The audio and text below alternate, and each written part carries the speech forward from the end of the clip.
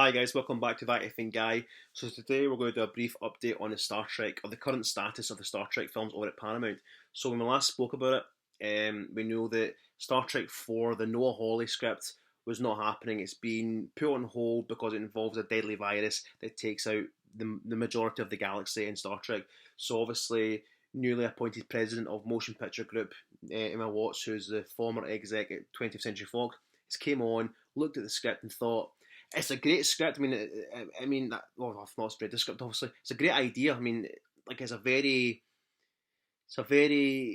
interesting, intriguing idea. It's a different idea from anything else that Star Trek has done. So to see them do something, to see them tackle something like a deadly virus, it seems very good. It's fantastic.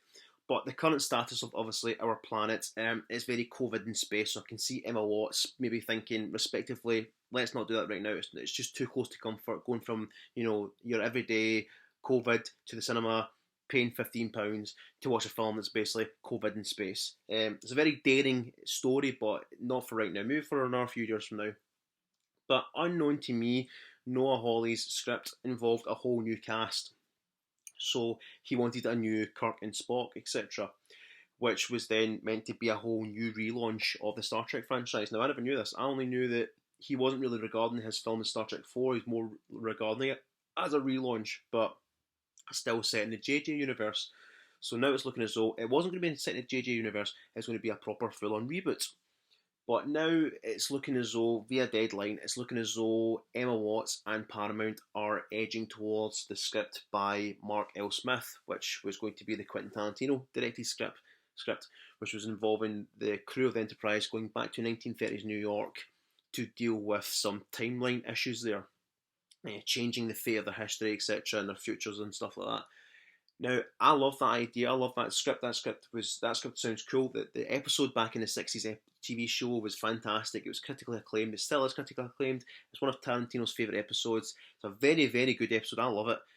But I don't know if it'd work as a 2.5 hour film. But it is what it is. But that is being worked around as a new relaunch, a new lease of life, new fresh start for the new Star Trek franchise.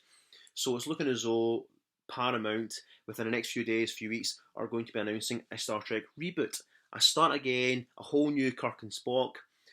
I'm not all for it. I feel as though it's a bit of a cop out. Just to reboot again, start again. I'm not a fan of it, but at the same time, I'm intrigued because obviously with a new film comes a new cast. It's like Doctor Who. Every time a Doctor leaves, it comes a new actor, James Bond, etc.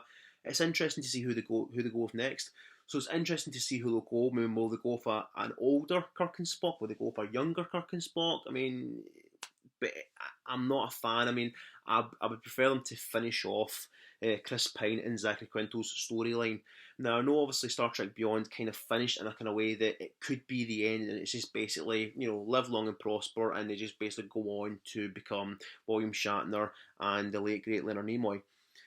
What do you guys think? Comment down below. Thanks for your continued support. Please don't forget to wear your mask. We don't want a second wave. Thank you so much. Live long and prosper, and I will see you guys in the next video.